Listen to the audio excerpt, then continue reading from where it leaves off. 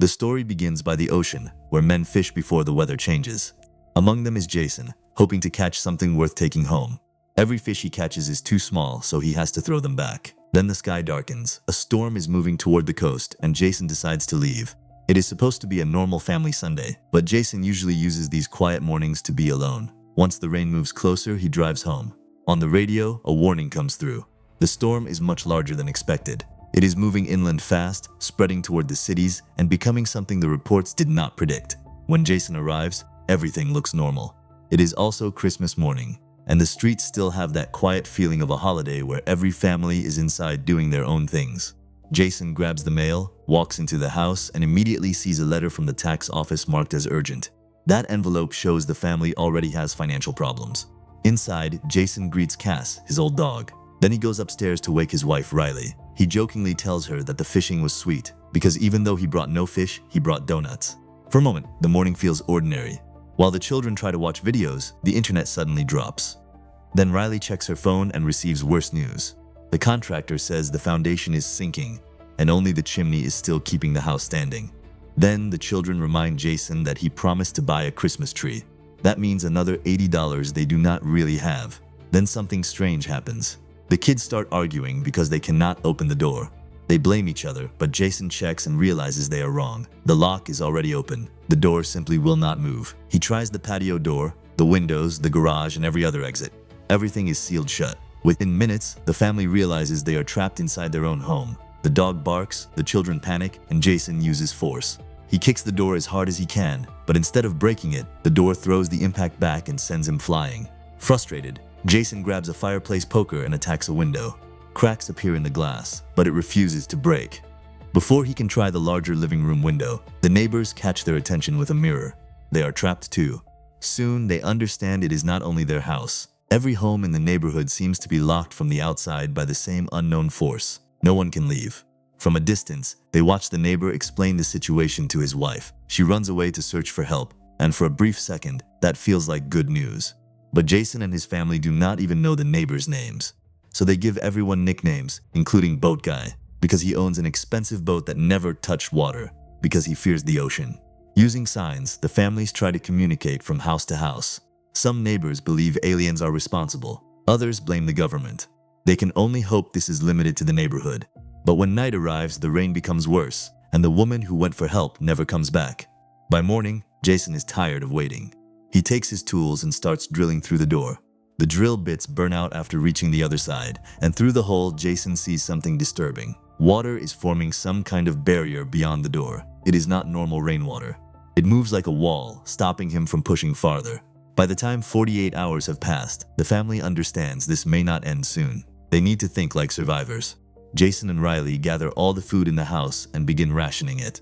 They charge every device they still have and store as much clean water as possible, because they do not know when the utilities will fail. For now, the house still works. Once the important tasks are done, Jason tries to keep morale alive. He pulls out old records, games, and things from his childhood to show the kids how people had fun before the internet. His daughter Ruth even donates 3 stuffed animals so Jason can teach them the proper way to clean a fish, hoping that when this is over, he can take them fishing. Days pass. By the 7th day, Jason begins to suspect the problem is bigger than the neighborhood. He asks the neighbor across the street, Max, to start a communication chain from one house to the next so they can learn how far the disaster reaches. The answer is not comforting. Max reports that people 5 blocks away are trapped too. Many of them did not have time to stock up on food, so some houses may already be running out. Jason tells Max that he is an engineer. Max reveals that he used to be a dentist for 30 years, but he is retired now. Then Max asks if Jason has food, because he and his wife do not have much left. 2 weeks later, Ruth is sitting near the window drawing when she notices a water droplet moving differently from the others. She touches the glass, and the droplet follows her finger. The family has managed to stay positive so far. They watch old movies on DVD, dance to Jason's records, and use the toys that still work because the power still works. Riley even starts a small garden on the kitchen counter using saved seeds, but the supplies are running low. One night, Ruth is in the attic with Graham when he hears a strange growl. Ruth tells him that the rain walker has returned. She says it is her friend, and that it only visits when it rains. At dinner, the family has almost nothing. A small piece of lettuce and a cooked carrot sit on each plate. This is the moment Jason has feared from the beginning. The moment his children start to feel real hunger. The mood in the house begins to change. Ruth tells her parents that she saw someone outside the window. Riley tries to comfort her by saying that sometimes rain can make people imagine things, but Jason can see that his daughter believes what she saw. Later, Riley finds a small joint hidden in one of Jason's old boxes. She asks if he wants to smoke it and watch a movie. That night, the two adults finally relax for a few hours. They look at the stars through the window and begin kissing like teenagers. But then something interrupts them. A wolf is standing outside, staring at the house through the glass. Christmas morning eventually comes. Even though the family has no real gifts, they wrap random objects from around the house and pretend they are gifts. Against all expectations, the children take it well. Jason and Riley have raised them to stay strong, and that gives them a moment of happiness. But the happiness does not last. Ruth sees Max's wife Susan at the window across the street. Suddenly, Susan collapses. Jason and Riley know she needs help, but they cannot do anything from inside their sealed home. The next day, Jason realizes only 4 pills are left for Cass, and without them, the old dog will not survive. That night, the storm gets worse. Lightning flashes outside. Ruth is in the living room collecting her stuffed animals when the yard sensor light suddenly turns on. She hears someone behind the glass. When she pulls back the curtain, she sees Susan outside in the rain, soaked, terrified, and holding a knife. Susan is trying to force her way into the house. Jason and Riley rush downstairs and hear Susan screaming that everyone is dead. She begs them to let her in before they see her. But before anyone can do anything, something pulls Susan backward with enormous force, like a water hand. A blinding white flash fills the window. When it fades, Susan is gone. The family is shaken. Jason tells Ruth that whatever she saw before may be the same thing trapping them inside the house, and until they know more, she must stay away from the windows. That night, the whole family sleeps in one room.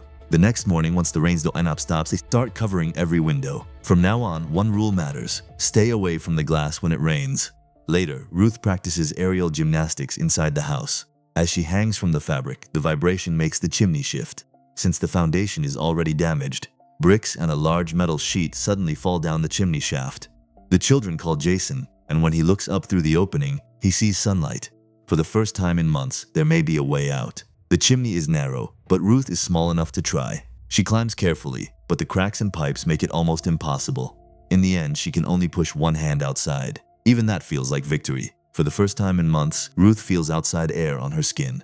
But then Cass begins crying, and the family knows the time has come to say goodbye. Without medicine, his heart cannot keep going. Riley takes the children away and plays a movie loudly, while Jason carries Cass into the garage and ends his suffering. Now another terrible choice remains. They can burn the body, but too much heat may damage the structure.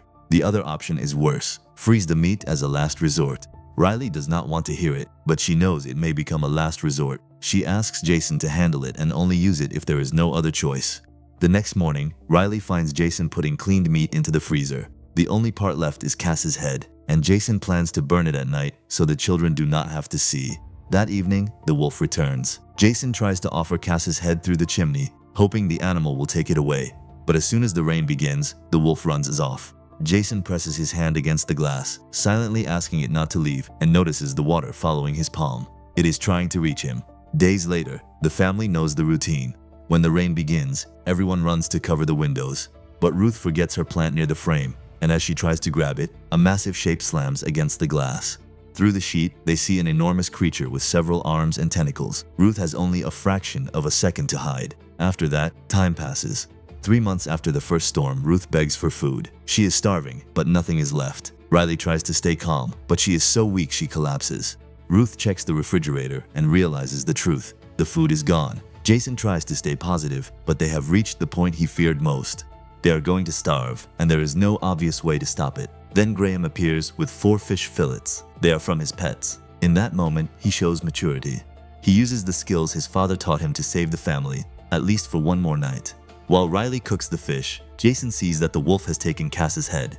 This gives him an idea. He builds a trap using a skateboard, a garden tool, and a spring. He wants to catch an animal outside and pull it through the chimney. The first version fails. A fox eats the bait before the trap activates. Jason improves it.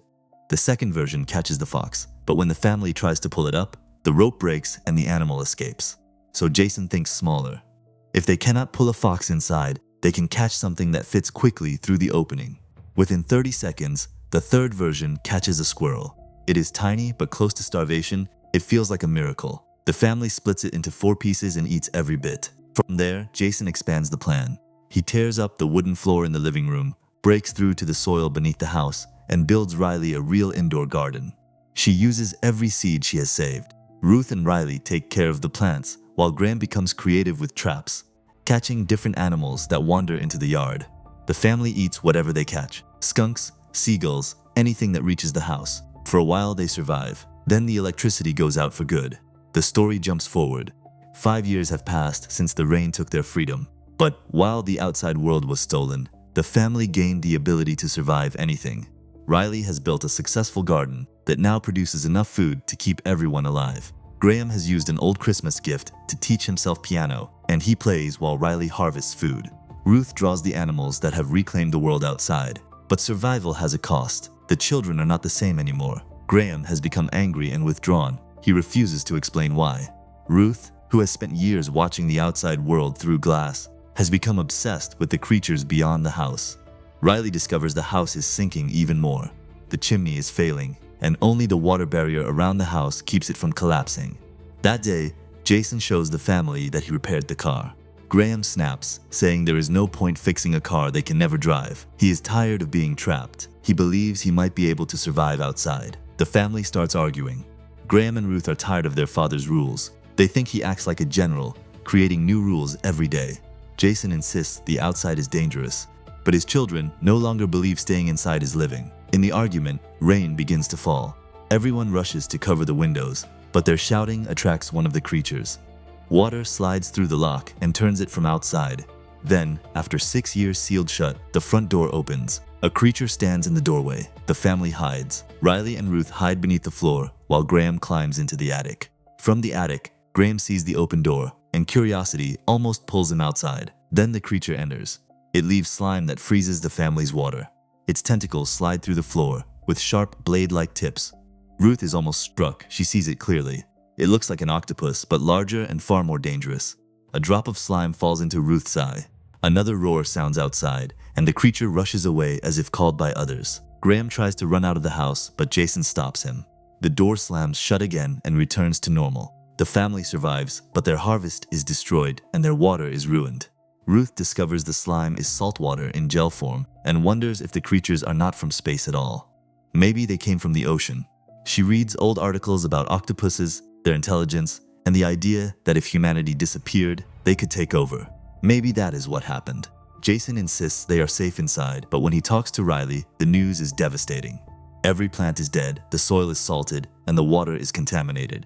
The creature did not come to attack directly. It came to destroy everything that kept them alive. While the adults discuss the possibility that they may die, Ruth finds a ferret in one of the traps. It looks gentle, but when she thinks it could become a pet, it bites her. That night, Ruth burns with fever. Leaving the house is no longer a dream. It is necessary. Jason starts the car and uses the last gasoline to ram the door again and again. But even with the force of the vehicle, the door does not move. When Riley pulls him out, Jason remembers the house is sinking. That might be the solution. He tells them to follow the crack. In engineering, a crack can become a path. He smashes the floor until he reaches the main drain pipe. That pipe connects to every house, including Max's. Since Max was a dentist, he may have antibiotics. Only Riley can fit through the pipe. With a flashlight and intercom, Riley crawls toward Max's house. The house looks like it has been flooded for years. Crabs crawl through the remains of the old couple. Then the rain starts again. Riley finds the medicine, but one of the creatures enters the house. She runs toward the basement, but the place is flooded. She has no choice but to keep going. In the tunnel, she finds Max, who did not survive the death of his wife. The creature follows. Riley crawls as fast as she can. At the last moment, she sees the creature up close and shoots it in the face 3 times before her family pulls her back into their home. Once she is safe, Jason destroys the wall to block the pipe. But the creature is still on the other side, pushing with enough force to break in. The family barricades everything while Riley gives Ruth the medicine. Jason knows the creature will not stop. He tells Riley it does not know how many of them are inside. He is willing to sacrifice himself so they can survive. He wants them to hide in the basement and not come out, no matter what they hear. But Riley refuses to let him carry everything alone. There is no food, no water, their home is collapsing, and for their children, survival is no longer enough. If there is even a small chance of escaping, they must face it together as a family.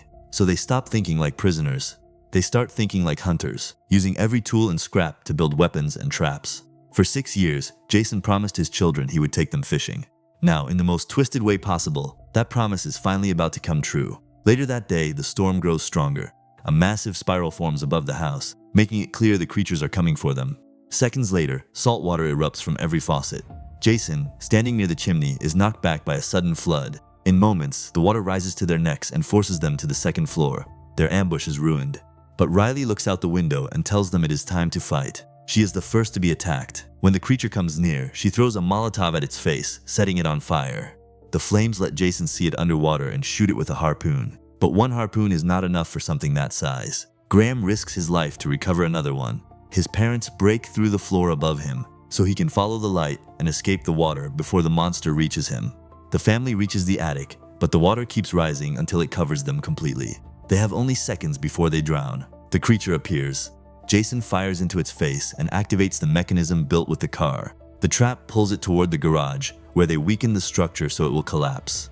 The creature gets stuck on the stairs, unable to move, but the door still does not open. Jason takes a knife, ready to force it to open the way. Ruth stops him. She tells him this is the Rainwalker, the one she saw, and that it is not evil. Jason has the chance to kill it, but instead he chooses to trust his daughter. He cuts it free. The creature rises. Nobody knows what it will do. Then one of its tentacles reaches the door and opens it. For the first time, the family steps outside, but they are immediately surrounded by more creatures. They look ready to tear the family apart until the Rainwalker moves between them and orders its kind to back away. Then the house finally collapses. The foundation gives out and the home sinks into a massive hole, taking the yard with it. Jason, Riley, Graham, and Ruth run to higher ground and see what remains. Everything has changed. The world is now a vast ocean. The final narration says the rain stopped on a Tuesday in summer, and the turning point was compassion. Humans choosing mercy for them, and them choosing mercy for humans. Jason steals Boat Guy's boat, and the family sails toward the horizon. They never see the Rainwalker again, but believe she still protects them. This world belongs to those creatures now, or maybe it always did, and they only came back to reclaim it. As the old count of trap days disappears, a new count begins.